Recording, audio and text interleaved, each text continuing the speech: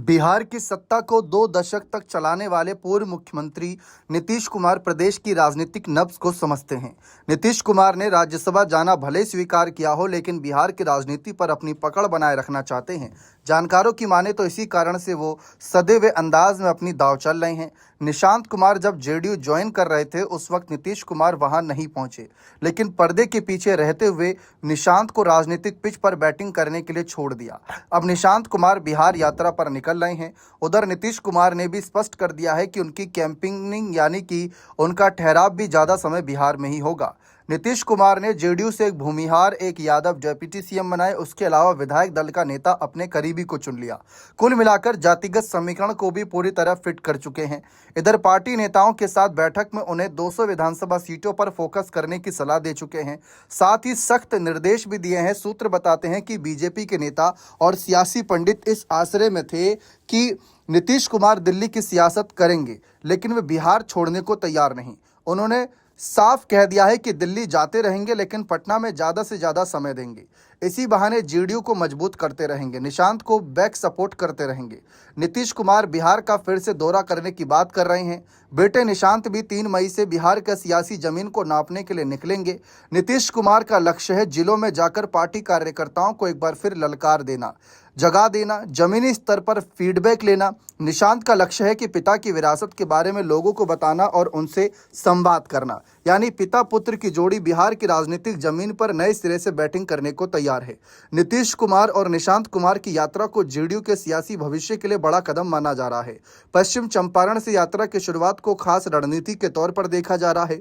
अभी हाल ही में दिया गया अनंत सिंह वाला बयान याद है। उन्होंने कहा कि नीतीश कुमार ने 200 सीटों पर फोकस करने को कहा है, कड़ी मेहनत करने को कहा। जानकार नीतीश कुमार के इस लक्ष्य को 2 नजरिए से देख रहे हैं।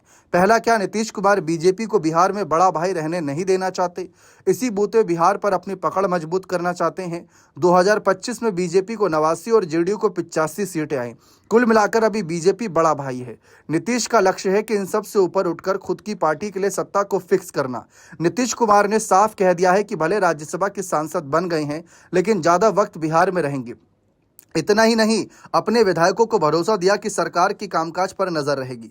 सियासी पंडितों के मुताबिक सम्राट चौधरी भले बीजेपी से सीएम बन गए, लेकिन उनकी पूरी निष्ठा नीतीश कुमार के चरणों में है। बीजेपी में कई वर्ग सम्राट के पक्ष में बिल्कुल नहीं थे। नीतीश कुमार के वीटो की वजह से सम्राट सीएम बने। सम्राट के सीएम रहते हुए भी नीतीश कुमार की हैसियत बिहार में सुप्रीम की बनी रहेगी। केवल इतना ही फर्क होगा कि नीतीश कुमार सरकारी तंत्र से दिमाग हटाकर बिहार के विकास का काम देखेंगे और संगठन को मजबूत करने पर ध्यान केंद्रित करेंगे। नीतीश ने सीएम रहते अपनी घोषित योजनाओं की प्रगति का आकलन करते रहेंगे। वे बिहार में घूमेंगे और अपना दबदबा बनाए रखने का प्लान है। अब जिस तरीके से नीतीश कुमार ने 200 सीटों का लक्ष्य लिया, अब ये लक्ष्य कोई छोटा लक्ष्य नहीं। टोटल सीटें बिहार में 243 विधानसभा की हैं। 243 में से 200 सीटों का लक्ष्य, ये तो देखिए अक्सर हम बीजेपी के मुंह से सुनते हैं। अलग अलग राज्यों में वह जाते हैं और एक लक्ष्य देते हैं। जैसे कि अगर मान लीजिए लोकसभा का चुनाव ही उन्होंने लड़ा तो अब की बार 400 पार, महाराष्ट्र का चुनाव लड़ा तो अब की बार 250, 200 पार, ऐसे नारे वे देते हैं। तो एक नारे के साथ वे चलते हैं। लेकिन अब बीजेपी वाली राह नीतीश ने अपनाई। लेकिन एक और उनका फोकस है कि जिस तरीके से अभी तक नीतीश को पाला बदल करके अपनी सरकार बनानी पड़ती थी, लेकिन अब वह कहीं ना कहीं ये चाहते हैं कि भविष्य में, जैसा कि शुरुआत में ही कहा, कि ऐसी सियासी पिच तैयार करके देना चाहते हैं अपने बेटे निशांत कुमार के लिए, जिस पर वह आराम से बैटिंग कर सके और उसको कोई दिक्कत ना हो। यानी नीतीश कुमार एक ऐसा माहौल देना चाहते हैं अपने बेटे को, अपनी पार्टी को, कि कल को अगर जेडीयू का सीएम बने तो अब की बार ना तो उसे लालू यादव के महागठबंधन की आवश्यकता पड़े और ना ही बीजेपी वाले एनडीए दल की आवश्यकता पड़े। बाकी दल भले ही साथ रहें, लेकिन नीतीश की पार्टी अकेले सत्ता चलाती रहे। फ्लोर टेस्ट से पहले नीतीश कुमार ने यह संदेश दिया। ये बहुत कड़ा संदेश है, बहुत कड़ा फैसला है, जिससे बिहार की सियासत में जरूर बीजेपी, एनडीए दल और महागठबंधन दोनों में ही हंगामा होगा। क्योंकि ये बात हर कोई जानता है कि नीतीश कुमार को लेकर जब जब विपक्ष या राजनीतिक विश्लेषकों ने माना कि अब इनका रिटायरमेंट होगा, अब इनकी विदाई होगी, अब इन्होंने गलत फैसला ले लिया, तब तब नीतीश कुमार ने जबरदस्त वापसी करी। एग्जाम्पल के तौर पर 2024 के लोकसभा चुनाव से पहले जब इंडिया अलायंस, जिसमें ये प्रधानमंत्री पद के प्रबल दावेदार बन सकते थे, वह अलायंस छोड़कर इन्होंने एनडीए दल में वापसी करी। विपक्ष से लेकर राजनीतिक विश्लेषक सब कह रहे थे कि चाचा ने पलटी मार गलती कर दी। जो 15-16 सीटों पर चुनाव लड़ रहे हैं, इस बार इनका खाता खुलना मुश्किल हो जाएगा, 2-4 सीटों पर निपट जाएंगे। जबकि बिहार में एक बड़ी ताकत बनकर उभरे नीतीश कुमार ने 12 सांसद जिता दिए, 16 में से 12 सांसद। ये बहुत बड़ा आंकड़ा था, वो भी तब जब पूरा महागठबंधन इंडिया अलायंस एक तरफ और नीतीश और कहीं ना कहीं बीजेपी दल एक तरफ बिहार में नजर आ रहा था, चिराग पासवान और बाकी पार्टियों के साथ। लेकिन अब बिहार में नीतीश कुमार जिस तरीके से एक अलग राह पर चल पड़े हैं, ये उनके लिए मौके वाली बात है। क्योंकि अगर बिहार में अब भी देखें तो नीतीश कुमार जो फैसले ले रहे हैं उससे तो बीजेपी को घबराना चाहिए कि सत्ता में रहते हुए ही अभी से ही 200 लक्ष्य की बात कर रहे हैं, ऐसे कैसे। तो कल को तो गठबंधन से अलग होने की बात भी रखनी चाहिए कि नीतीश कुमार की पार्टी कल को अलग रुख दिखा सकती है।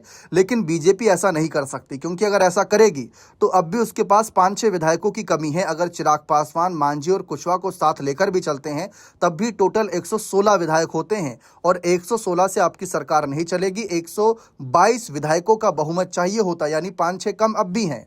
नीतीश कुमार कहीं ना कहीं ये बड़ी चाल तैयार कर रहे हैं जिसमें महागठबंधन में ना तो अब उनकी वापसी का कोई एक रास्ता बचे। क्योंकि नीतीश कुमार का राजनीतिक जीवन देखें तो नीतीश कुमार ने भले ही सरकार बनाई, बिहार में कामकाज किया, लेकिन आज भी बहुत से लोग जो बिहार की राजनीति को उतना नहीं समझते, अगर वो ये सुनते हैं कि नीतीश कुमार 20 साल तक मुख्यमंत्री रहे लेकिन गठबंधन की तरफ से पाला बदल करके, तो वो यही कहते हैं कि अगर नीतीश कुमार ने इतना अच्छा काम किया तो बिहार की जनता उन्हें अकेले मैंडेट क्यों नहीं देती, अकेले उतना बहुमत क्यों नहीं देती जिससे वे अपने दम की सरकार चला सकें।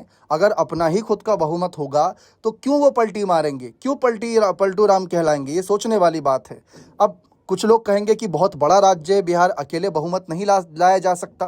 भाई कैसे नहीं लाया जा सकता, अगर आप देखें तो उत्तर प्रदेश में 403 विधानसभा सीटें हैं, 200 प्लस जो बहुमत चाहिए होता है, 202 मान लीजिए, उससे बहुत आगे है बीजेपी, 250 पार है करीब करीब अगर हम देखें यहाँ पर टोटल। तो जिस तरीके से बीजेपी ने अपना उत्तर प्रदेश में अपनी एक पकड़ बना रखी है, क्यों नहीं बना सकती यहाँ पर जेडीयू या आरजेडी या फिर बीजेपी कोई एक पार्टी अपनी पकड़। अब बीजेपी का ये टारगेट हो सकता है कि वो भी अपने दम पर आगे देखे, क्योंकि गठबंधन आज है कल है नहीं है किसी को क्या पता। ऐसे कितने गठबंधन बनते बिगड़ते देखे हैं, नीतीश कुमार ने ही कितनी बार बीजेपी से पाला बदल किया है। हो सकता है कि सम्राट चौधरी का कोई फैसला नीतीश को नाराज कर जाए, तो ये एक आम बात है। नीतीश कुमार कब नाराज हो जाते किसी को नहीं पता। याद करिए तेजस्वी यादव का वो बयान जब नीतीश कुमार महागठबंधन में थे और महागठबंधन छोड़कर एनडीए में गए, तब नीतीश कुमार को लेकर तेजस्वी ने सदन में यही कहा था कि एक बार बता तो दिए होते, क्या गलत किए थे, सब कुछ कितना अच्छा चल रहा था। यानी तेजस्वी को भी कानों कान भनक नहीं लगी कि चाचा नीतीश कब किस बात से नाराज हो गए। और अब तो अपने बेटे की भी बात है और अपनी पार्टी को आगे बनाए रखने की भी बात है। तो ये बात नीतीश कुमार अच्छे से जानते हैं पिछले 20 सालों में कि सीएम कुर्सी सत्ता में जब तक आप बने हैं तब तक आपको सब लोग पूछ रहे हैं, आपके आगे पीछे हैं, तमाम पार्टी आपका साथ देंगी, लेकिन जब एक बार आप सत्ता से पीछे हटे तो कहीं ना कहीं आपको बैकफुट पर धकेला जाएगा। और वही हाल बिहार में एक बार फिर से पनप रहा है। नीतीश कुमार इससे बचने के लिए जिस तरीके से अनंत सिंह ने कहा कि 200 सीटों का लक्ष्य दिया है, तो ये बहुत बड़ा टारगेट है। अगर देखा जाए तो मुस्लिम वोटों के सहारे भी, तमाम अन्य वर्गों के वोटों के सहारे भी नीतीश कुमार जो समीकरण चल रहे हैं उसके सहारे इसको पॉसिबल कर सकते हैं, बिना महागठबंधन में वापस जाए, बिना एनडीए दल के तमाम सहयोगियों की सहायता से। लेकिन इस बार सीटों की दावेदारी में किसको कितनी मिलेगी, क्या हिस्सेदारी रहेगी। अगर 200 सीटों का आप लक्ष्य कर रहे हैं, मान लीजिए अगर आप 200 सीटों का लक्ष्य कर रहे हैं, तो क्या 200 पर चुनाव लड़ पाएंगे? क्या 200 छोड़िए 150 पर भी अपने कैंडिडेट उतार पाएंगे? क्योंकि पिछली बार ही आप दोनों जुड़वा भाई बन गए थे, बीजेपी 101 आप 101, तो वो भी सबको नजर आ रहा था। तो वो चीज़ भी देखने वाली बात रहेगी कि सीटों के बंटवारे में भी क्या कुछ फैसले लिए जाते हैं। लेकिन फिलहाल महागठबंधन ने नीतीश कुमार के सीएम कुर्सी छोड़ने पर कई सवाल खड़े किए। विपक्ष तो ये कह रहा है चाचा नीतीश अचेत अवस्था में है, अस्वस्थ हैं। लेकिन जो अस्वस्थ में है, अगर वो अस्वस्थ हैं, अचेत अवस्था में हैं, तो अपनी पार्टी के लिए 200 पार का लक्ष्य या 200 का लक्ष्य कैसे निर्धारित कर रहे हैं, सोचने वाली बात है। फिर तो उनको कोई सोच समझ अभी नहीं होनी चाहिए। तो विपक्ष जो कह रहा है उससे उलट नीतीश कुमार कर रहे हैं। निशांत कुमार के तो अभी अपने पत्ते खोलने बाकी हैं। सम्राट सरकार में उप मुख्यमंत्री ना बनना निशांत कुमार का सबसे बड़ा, कह सकते हैं 2026 साल में अगर किसी ने सबसे बड़ा फैसला लिया या सबसे बड़ा त्याग किया, सबसे बड़ा पद छोड़ा, वो निशांत कुमार ही हैं, जिन्होंने राजनीति में आए 2 महीने बाद ही जो उप मुख्यमंत्री पद ऑफर हो रहा था उसको ठुकरा कर बहुत बड़ा राजनीतिक चक्रव्यूह तैयार किया है। ये दिखाने के लिए कि हम जनता के द्वारा चुनकर आएंगे, किसी के द्वारा मिली कोई बड़ी जिम्मेदारी नहीं लेंगे। इसीलिए अब जो जेडीयू की एक नई टीम भी तैयार हुई है, उसमें निशांत कुमार का नाम दूर दूर तक नजर नहीं आ रहा। तो बीजेपी में भी कहीं ना कहीं इस बात को लेकर खलबली होगी। महागठबंधन में देखिए, नीतीश कुमार ने पहले ही कह दिया था चुनाव के वक्त भी कि वो वापस नहीं जाएंगे। तो यानी अब उनका नज़रिया एकदम क्लियर है कि अगर अपनी सरकार बना पाएंगे तो ठीक, वरना आगे एनडीए के साथ तो चल ही रहे हैं। और बीजेपी के अंदर भी यही इंटेंशन होगी कि अभी गठबंधन की सरकार बनी है, लेकिन आज नहीं तो कल अपनी खुद की, अपनी इंडिविजुअल बीजेपी की सरकार बनाए। बाकी पार्टी सहयोग करे वो अच्छी बात है, लेकिन जैसे यूपी में योगी सरकार चल रही है, बीजेपी को खुद का बहुमत भी है, चाहे कोई कितना पाला बदल करे साथी दल, उससे फर्क नहीं पड़ता। तो ठीक उसी तरीके से बिहार में भी हो सकता है बीजेपी का अब अगला टारगेट हो। लेकिन अब अंदर खाने की बात कौन क्या ही जाने। फिलहाल देखते हैं आगे और क्या जानकारी हाथ लगती है। बने रहें चैनल के साथ। बहुत बहुत शुक्रिया।